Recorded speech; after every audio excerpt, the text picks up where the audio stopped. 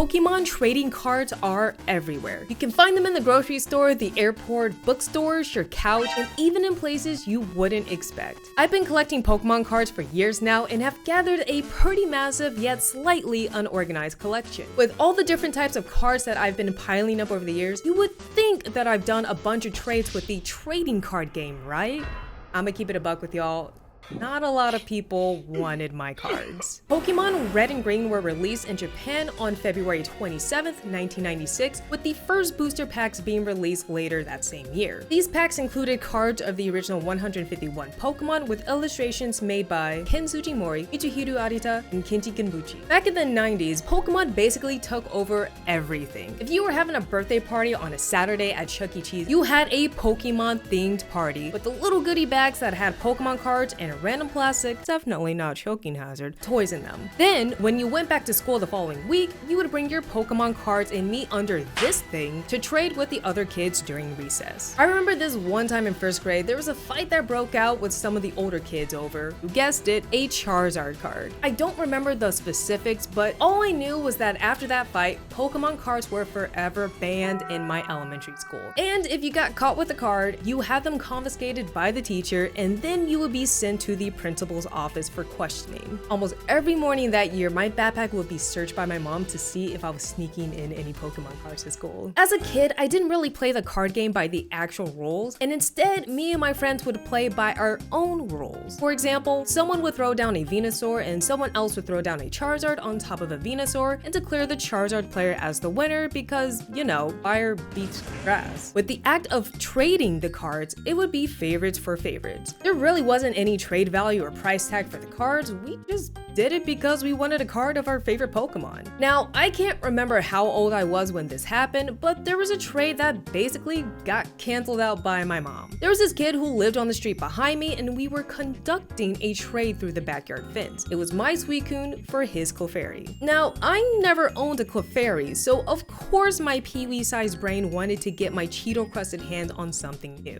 But as it turns out, that card that he traded me was a fake card. And my mom marched right over to his house and reversed the trade, or just made him give me back my card. Looking back on it, I don't really know for sure how my mom knew it was a fake, or maybe she didn't believe trading a box legendary for a Clefairy was a fair trade, but I appreciate her looking out for me either way, and I still have that same Suicune card to this day. Thanks for looking out for me, Mom. Growing up, I also was not the most well-behaved kid and would constantly be grounded. This meant that I would not only lose access to my Game Boy, but also my Pokemon cards. And because I was in trouble so much, the majority of my Pokemon cards went missing from being shuffled around so often. I was able to stash away some cards in random places around my room so they would be spared from the shuffling. And I still have some of those cards, though granted, not in the best condition. I didn't really start collecting again until I was at the tail end of my middle school years. Around that time was also when YouTube was very new, and after surfing through Naruto AMVs and cat videos, I ran across a channel called Primetime Pokemon. It was a channel about this dude who would show off his Pokemon card collection, do unboxings of product that he would find at Walmart. And not only that, but his subscribers would send him random bulk of cards and he would just go through them on camera. I got so pumped that he was showing off some of the cards that I used to have before the shuffling, and that motivated me to start building back up my collection again. I would save up my allowance and spend that on some of the Fire Red and Leaf Green packs that were out at the time, and my mom would buy me those 20 card mystery packs whenever she went grocery shopping. Unfortunately, because I was in middle school, liking Pokemon was apparently uncool, and I felt a little embarrassed that I wanted to bring my cards to school and trade. I also didn't want to risk another instance of Pokemon card banning, so my revived collection just sat there in my room, shielded away from the world. Even though I was consistently playing through the main games, my card collection was still a bit barren in my eyes. I continued watching Primetime's videos after school, and there was this one video he uploaded where he mentioned the release of a new TCG set, Heart Gold and Soul Silver. Heart Gold? Soul Silver? You mean the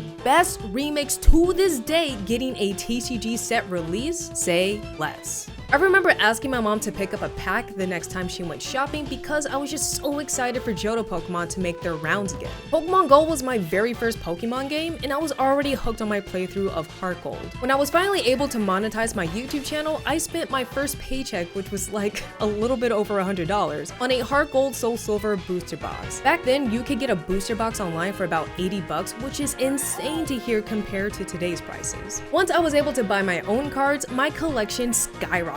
I kept collecting all throughout college and had tens upon tens of unorganized bulk. But yet, I encountered the same problem I had in middle school and high school. No one showed interest in trading, or Pokemon cards for that matter, and once again, my collection just sat there. I've been to quite a few Pokemon World tournaments, such as the one in DC and the one in Boston, and I was living in California when Worlds came through to Anaheim. This was about a year or so into the Sun and Moon era, so at the time there were Sun and Moon TCG sets running around. I brought one of my friends with me to the event as a spectator, and it was his first ever Pokemon event. We bought some packs and booster boxes of Guardians Rising and Burning Shadows, and we built a deck around the cards that we pulled. The cool thing about that experience is that he liked the TCG so much that he then went on to become an official TCG judge. I kept collecting with each set that got released, but I really went in on the Sword and Shield sets when the world was on fire, since, well, everyone magically started collecting Pokemon cards again. I'm not going to go into the specifics on why everyone started collecting again, but let's just say it all goes back to one particular Pokemon that got Pokemon cards banned in my elementary school. After attending NAIC, I wanted to get a trading binder together for Pokemon Worlds in Yokohama. I was so excited at the thought of being able to trade cards with people from around the world that I went through all of my cards and selected the ones that I would think would be a cool addition for someone's collection. On the first full day of Worlds, I walked around the venue to get a feel at what was there. I did find the trading hall, but because of my schedule that day, I was unable to stop by. When day 2 rolled around, I had my trading binder in hand and made my way to the hall.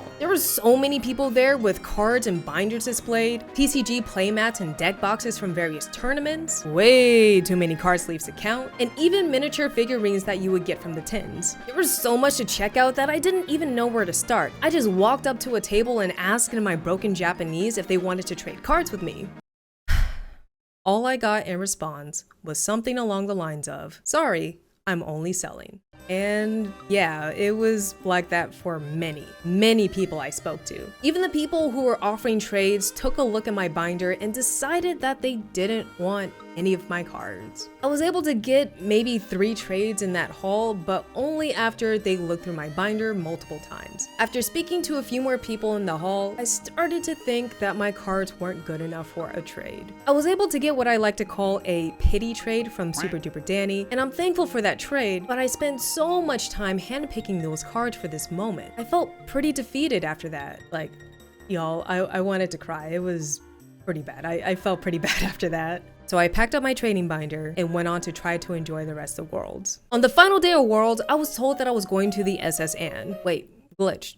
The SS Anne from Pokemon Red and Blue? Yes, actually. So the cool thing about Worlds being hosted in Yokohama is that the entire city was decked out in Pokemon, meaning that there was Pokemon themed things and events everywhere. So, fun fact, Vermilion City in Pokemon Red and Blue is based off on the real world location of Yokohama, Japan. And you know what iconic boat is in Vermilion City? Yep, the SS Anne. Once I was told that I was going, I raced back up to my hotel room and grabbed my trading binder just in case that there was a trading area just like in the anime. Back in elementary school, I borrowed my friend's red version and I loved the music that would play in Vermilion City. When I got to the SS Anne, I was blown away by the music that was playing. I love the version that was in Fire Red and Leaf Green, and I absolutely love the arrangement that plays in the Oceanic Museum from Pokemon Ruby and Sapphire. As I was walking through the ship, there were Easter eggs from the games, artwork of Pokemon hanging on the walls, and they even had the SS Anne music playing from Let's Go. Each deck floor had a different activity where folks can partake in, and on the very tippy top floor was a dedicated trading area. Surely no one would be selling cards there.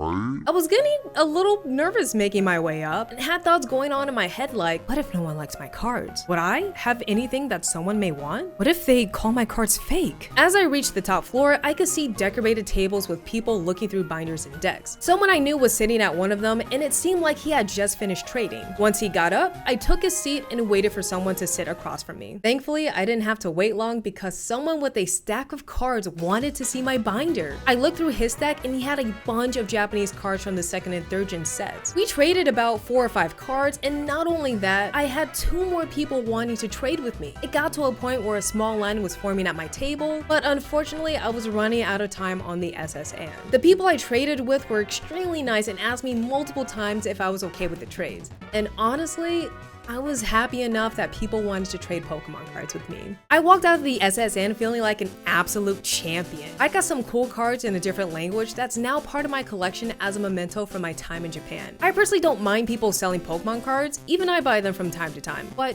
trading cards just hits differently. I'm not looking for every Charizard out there, but maybe you'll have a card in a different language or just trying to offload some of your duplicates, because I know I am. And I have plenty to spare for a trade. And who knows, maybe I have something in my trading binder that you might want for your own collection. If you enjoyed this video, be sure to leave a like and subscribe. Also, shout out to Pokemon themselves for bringing me out to the SSN and all the activities in Yokohama. It was such a cool experience seeing the world of Pokemon come to life. What Pokemon cards have you got in a trade? Let me know down in the comments, and thanks again for watching.